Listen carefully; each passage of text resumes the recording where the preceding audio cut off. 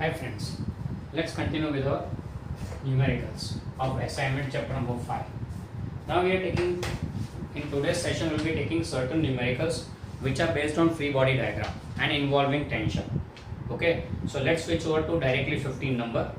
In 15 number you are said that two blocks of masses 6 kg and 2 kg are placed in contact on horizontal frictionless surface.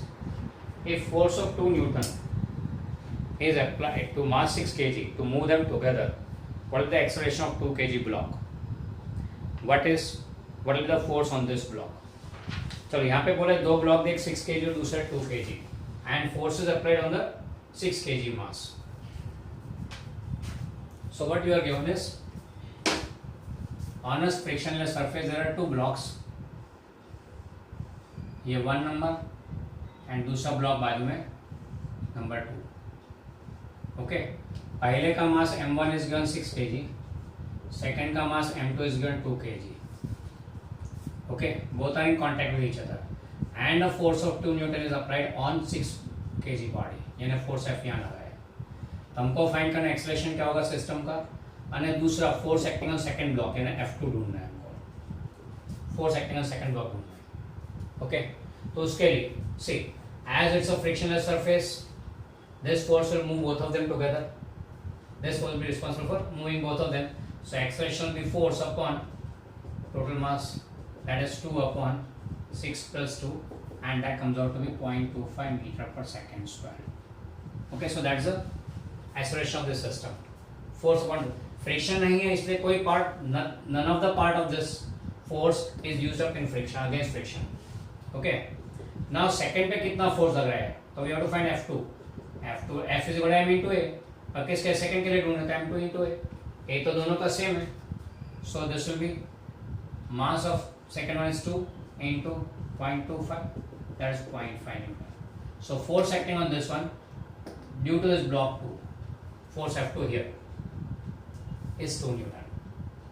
अब देखते हैं force का distribution कैसा है. Sorry हाँ, ये फोर्स आप पूरा 2 न्यूटन अप्लाई किए, उसमें से कुछ पार्ट इसमें यूज हो जाएगा. इसका मास कितना है 6 kg, तो फोर्स यूज है 6 into 0.25, 1.5 न्यूटन. तो फर्स्ट को मूव करने के लिए 1.5 न्यूटन यूज हो गया, बाकी का बचा 0.5 न्यूटन सेकंड पे अप्लाई हुआ, सेकंड को मूव किया. ये clear. So that's the case है. 1.2 न्यूटन अप्लाई किया, सो 1.5 न्यूटन फर्स्ट को मूव करने में यूज हो गया, बाकी बचा 0.5 न्यूटन नेक्स्ट वाले को मूव करने में यूज हो गया. फ्रिक्शन नहीं है इसलिए none of that part is going against friction. Okay, so that's sum number 15. Copy कर लेना please.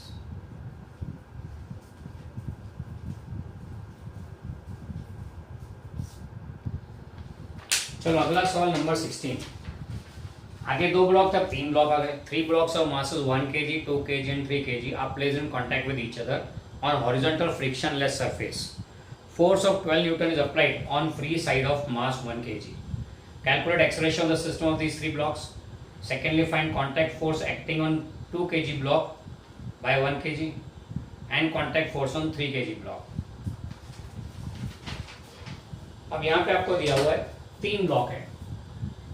On the frictionless horizontal surface 3 blocks are there. ये 1 kg वाला पहला ब्लॉक, फिर उससे बड़ा 2 kg वाला मासिव सेकेंड ब्लॉक, एंड तीसरा ब्लॉक 3 kg वाला. Let's say 1 number, 2 and 3. Okay, mass of first one is 1 kg, mass of second one is 2 kg, mass of third one is 3 kg. बराबर. हमें क्या find करना है, एक तो अच्छा साथ में दिया हुआ हमें फोर्स अप्लाई किया 12 न्यूटन का ऑन 1 kg ब्लॉक. यहाँ पे फोर्स अप्लाई किया 1 kg ब्लॉक पे कितना 12 न्यूटन का. तो हमें बोले सिस्टम का एक्सेलरेशन ढूंढिए. First find the acceleration, then find the contact force on 2 by 1, यानी ये F2 ढूंढना है. Force on 2 by 1. तीसरा force on 3 by 1, third body पे लगने वाला फोर्स भी फाइंड करना है. कितना कॉन्टैक्ट फोर्स है थर्ड पे. ओके, ये 3 चीजें पूछी. आगे के सम का रिपीटेशन नहीं है, वहां 2 ब्लॉक थे या 3 ब्लॉक है. As the method goes the same. सबसे पहले एक्सेलरेशन, फोर्स अप्लाई किया किस मास पे m1 पे, पर तीनों कांटेक्ट में and there is no friction, तो इस फोर्स का कोई भी पार्ट फ्रिक्शन में जाने वाला नहीं है. सारा का सारा use in moving all the three, तो टोटल मास लेना है, तीनों तीन मूव कर रहे हैं इसलिए, so this will be 12 upon 1 + 2 + 3 and that comes out to be 2 meter per second square. ये एक्सप्रेशन हो गया पूरे सिस्टम का। फिर नेक्स्ट कॉन्टैक्ट फोर्स ऑन 2 पे लगने वाला फोर्स कितना, जो 2 पे जो फोर्स लगेगा वो इन दोनों को मूव कराएगा। 2 पे जो कॉन्टैक्ट फोर्स लगेगा वो क्या करेगा, इन दोनों को मूव करेगा। तो F2 will be equal to m2 + m3 into a। F2 will be m2 + m3 into a। तो कितना हुआ 2 + 3 इनटू 2 एंड दैट्स 10 न्यूटन। तो कॉन्टैक्ट फोर्स एक्टिंग ऑन 2 कितना है 10 न्यूटन, बराबर है। अब 3 पे लगने वाला कॉन्टैक्ट फोर्स कितना, तो F3 एंड F3 क्या करेगा, खाली 3 को मूव करेगा। It will not be responsible for moving 1 and 2। F3 will not be responsible for moving 1 and 2, will just move 3 only। F3 का काम कॉन्टैक्ट फोर्स F3 जो है वो 3 को मूव करने के लिए यूज हो रहा है, इसलिए F3 के लिए क्या लिखेंगे m3 into a। m3 is 3 into a is 2, तो दिस विल बी 6 न्यूटन। अब देखिए यहाँ पे फोर्स का डिस्ट्रीब्यूशन कैसे होगा, let's see the distribution of force.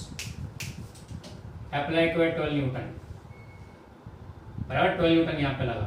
अब 1 में कितना यूज हो गया, तो F1 is equal to m1 into A. m1 कितना है 1 kg इंटू 2 यानी 2 न्यूटन, तो 2 न्यूटन यहाँ यूज हो गया। 12 में से 2 न्यूटन यहाँ यूज हो गया, तो बाकी का 10 newton transfer to as a contact force on 2। 10 newton transfer to as a contact force. अब 2 को मूव करने के लिए कितना यूज हुआ, तो F2 equal to m2 into ए। 2 को मूव करने के लिए तो ये क्या हो जाएगा 2 इंटू 2 4 न्यूटन, तो यहाँ पे 4 न्यूटन यूज हो गया। कितना लग रहा था 10, उसमें से 4 यहाँ यूज हो गया, बाकी का 6 ट्रांसफर हो गया आगे। इसको मूव करने के लिए इतना चाहिए 3 इंटू 2 दैट इज 6 न्यूटन, तो 6 न्यूटन यहाँ यूज हो गया। ओके, तो पूरे 12 न्यूटन का हिसाब हो गया। 12 न्यूटन में से 2 न्यूटन इसको मूव करने में, 4 न्यूटन इसको मूव करने के लिए, 6 न्यूटन इसको मूव करने के लिए।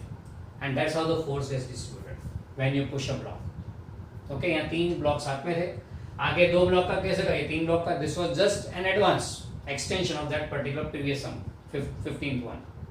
ओके, अब नेक्स्ट सम लेंगे, ये कांटेक्ट में डायरेक्टली, अगले सम में बीच में स्ट्रिंग लगाएंगे ताकि टेंशन आएगा। राइट, टेंशन की एंट्री करवा रहे हैं अगले में, ये कॉपी आउट कर लीजिए।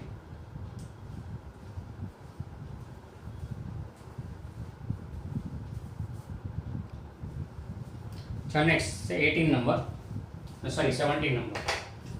17 नंबर में दिया हुआ है फिर से 3 blocks are given. In 17 number you are given again 3 blocks of masses 1 kg, 2 kg and 3 kg, वही same mass है, are connected by massless strings and placed on a horizontal frictionless surface. Force of 12 Newton is applied to mass m1 यानी 1 kg पे force apply किया। Calculate acceleration of the system. Secondly, tension T2 in the string between m1 and m2, and thirdly tension T3 between m1, m2 and m3। बराबर, figure almost the same, खाली बीच में string लगाना है। तो figure कैसा आएगा, ये पहला block m1, first block m1 1 number, फिर दूसरा ब्लॉक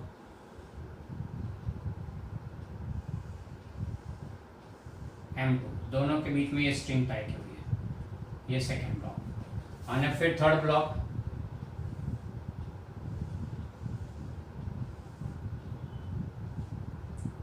ये स्ट्रिंग टाई के दोनों के बीच में।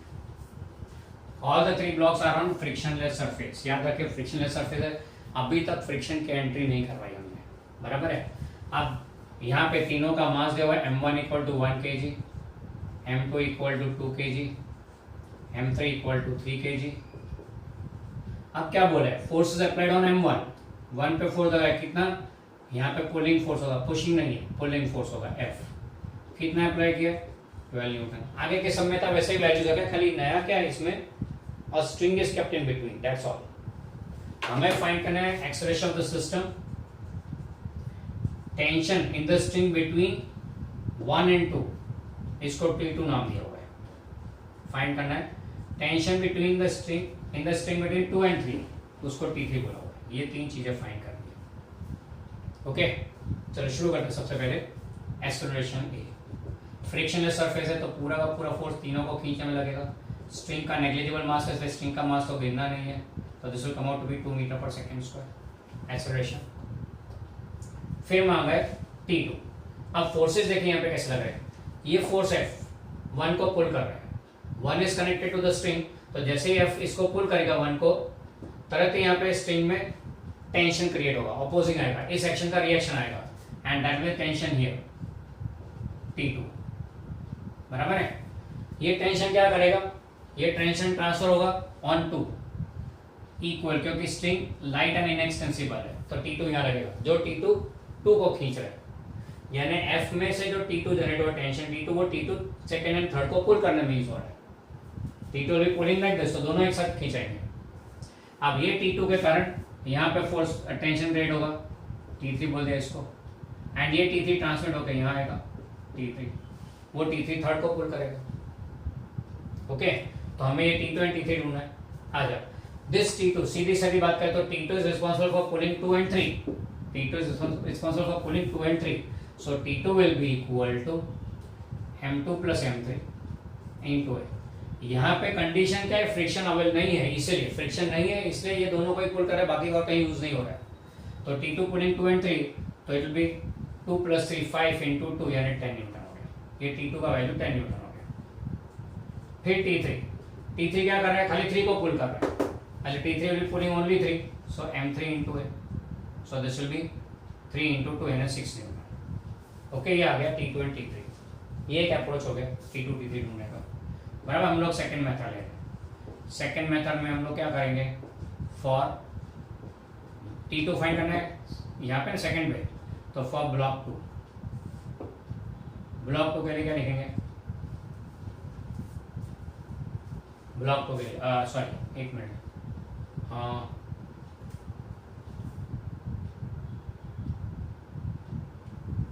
पहले फॉर ब्लॉक 1 ले लेते हैं, तो T2 वहां मिलेगा आपको। फॉर ब्लॉक 1 के लिए दो फोर्स अगर हैं F और T, मूवमेंट ये बाजू है, एक्सेलरेशन है ये बाजू है, तो F is bigger than T2। For block 1 F is bigger than T2, therefore resultant force क्या बनेगा, F माइनस T2। ब्लॉक 1 पे दो फोर्स अगर F और T2, as block is moving like this is bigger than this one, तो F is bigger than T2, तो resultant force हो गया F minus T2। But we know that resultant force का formula क्या होता है, M into A, तो यहाँ 1 के लिए तो 1 into ये मूव हो रहा है ना, तो M1 into A, तो therefore equating both of them, what we get is M1A is equal to F minus T2, therefore T2 will be equal to F minus M1A, यानी कि 10 माइनस कितना, ये 1 into acceleration 2, सॉरी ये कितना 12 Newton है ना, sorry 12 minus 2 that is 10 Newton, T2 आ गया 10 Newton, verify.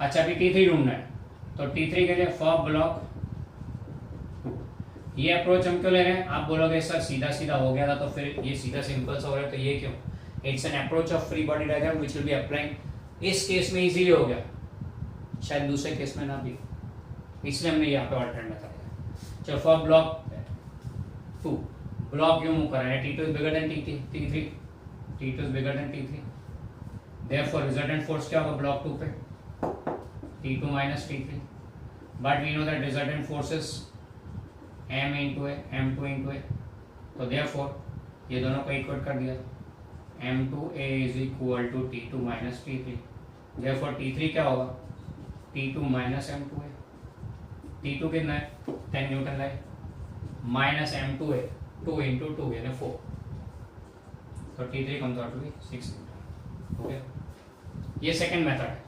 क्यों लिया, ये फ्री बॉडी डायग्राम का अप्रोच हमने लिया हुआ है यहाँ पे, बराबर।